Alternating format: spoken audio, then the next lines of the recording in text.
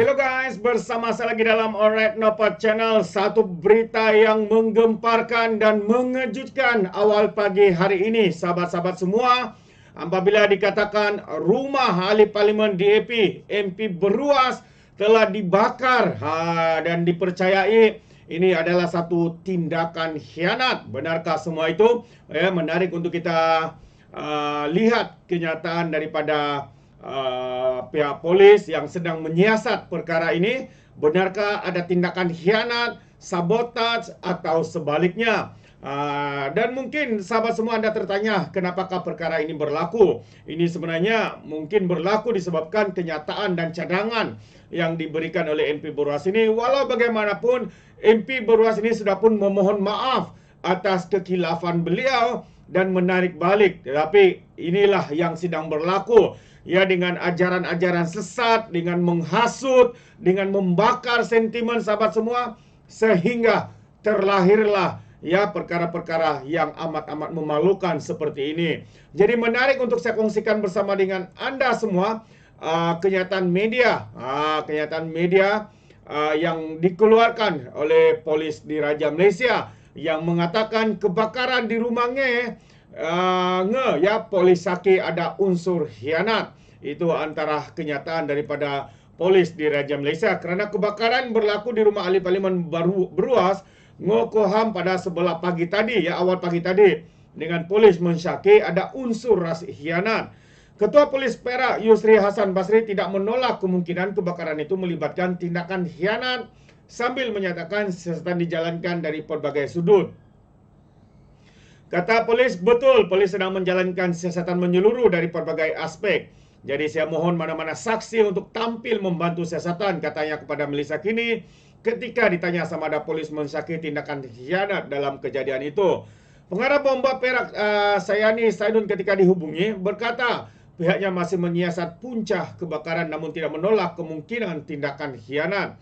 Dia berkata pihaknya telah menggerakkan penyiasat forensiknya manakala anjing penghidu K9 juga dikera untuk membantu siasatan. Sin Chiu Daily melaporkan tiada kemalangan jiwa dilaporkan dalam kejadian jam 2.50 pagi itu.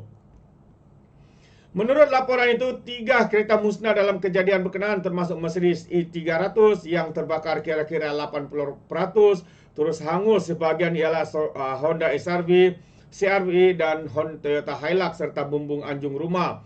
Nge dan istrinya dilaporkan tidur semasa kejadian sebelum mereka dikejutkan oleh orang yang lalu lalang yang menyembunyikan lonceng rumah dan memaklumkan kebakaran itu. Jabatan Bomba dan Penyelamat Air Tawar menerima laporan mengenai kejadian itu pada jam 3 pagi dan tiba di tempat kejadian pada 3.12 pagi. Nge yang juga pengurusi DAP Perak membuat laporan mengenai perkara itu di Balai Polis Air Tawar. Masih belum dipastikan sama ada kebakaran itu melibatkan tindakan khianat. Baru-baru ini menimbulkan kontroversi kerana cadangannya memasukkan pakar bukan Islam dalam jawatan kuasa khas mengkaji bidang kuasa Mahkamah Syariah. Berikutan tindak balas yang meluas itu, dia memohon maaf dan menarik balik cadangannya. Jadi, adakah sahabat semua ini berpunca daripada cadangan yang diberikan oleh MP Beruas ini? Walaupun sebenarnya beliau sudah memohon maaf secara terbuka dan menarik balik. Tetapi mungkin kerana ada pentak simpati individu yang telah dihasut, yang telah dirosakkan otaknya dengan ajaran-ajaran sesat, sehingga sanggup melakukan seperti ini. Itu pandangan saya. Mungkin sahabat semua. Ya, kita menunggu keputusan terkini siasatan daripada pihak Bomba dan juga polis di Raja Malaysia. DAP mengeluarkan kenyataan ya berkaitan dengan perkara ini dan mengecam serangan di rumah Ngokoming itu. Ngokoham, maafkan saya, Ngokoham kalau saya tidak MP Beruas. Itu antara kenyataan daripada pemimpin nombor 1 parti DAP. Dia mengecam sekeras-kerasnya apa yang dipercaya serangan molotov koktail ke atas rumah ahli parlimen Beruas Ngokoham awal pagi tadi. Setiausaha Agungnya ataupun pemimpin nombor 1 DAP Anthony Lok berkata, dia yang dimaklumkan oleh mengenai kejadian itu yang berlaku awal pagi tadi. DAP mengutuk sekeras-kerasnya tindakan serangan ganas ini yang mengancam keselamatan nyawa sekeluarga beliau dan menegaskan bahwa apa sahaja bentuk unsur keganasan tidak boleh diterima sekali dalam menangani perbezaan dalam masyarakat kita, kata Lok, sambil menambah DAP bersolidaritas dengan Nge dan keluarganya. DAP juga menyuruh pihak Kementerian Dalam Negeri dan PDRM supaya mengambil perhatian serius dalam kejadian ini dan memastikan keselamatan ketenteraman awam sentiasa terjaga, tambahnya.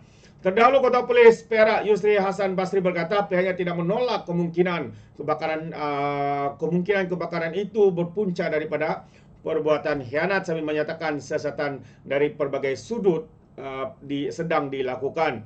Chin Siu Deli melaporkan tiada kemalangan jiwa yang dilaporkan dalam kejadian 2.50 pagi tadi. Jadi menurut laporan itu juga 3 kereta seperti yang saya nyatakan kejadian dalam musnah ya, terutamanya Mercedes E300 yang terbakar kira-kira 80% dan Toyota Hilux serta bumbung anjung rumah. Nge dan istrinya dilaporkan tidur semasa kejadian sebelum mereka dikejutkan oleh orang yang lalu lalang yang membunyikan lonceng rumah dan memaklumkan berkaitan dengan kebakaran itu, sahabat-sahabat semua.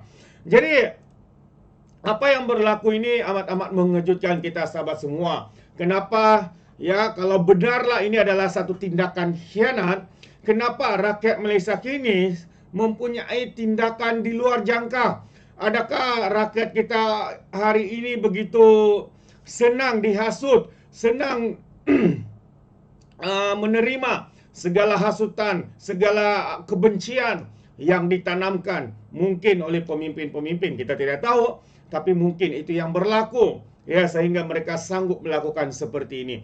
Di mana sikap rasional, di mana sikap menghormati, di mana sikap kematangan, mungkin walaupun berbeda pahaman politik ya, berbeda sokongan, tapi bagi saya ini adalah satu tindakan yang amat-amat memalukan. Ini tidak menunjukkan bahwa ini adalah sifat rakyat orang-orang Malaysia ya. Saya percaya ini adalah perbuatan sekiranya ia dilakukan oleh seorang ataupun seorang individu ya. Saya percaya ini adalah perbuatan yang bersifat ya kebencian melampau, mempunyai hati busuk, memiliki hati dikuasai oleh syaitan dan juga iblis, sahabat-sahabat semua. Itu pandangan saya. Bagaimana dengan Anda? Anda boleh berikan komen di dalam ruangan komen. Jadi terima kasih, sampai di sini saja. Izinkan saya untuk mengundurkan diri.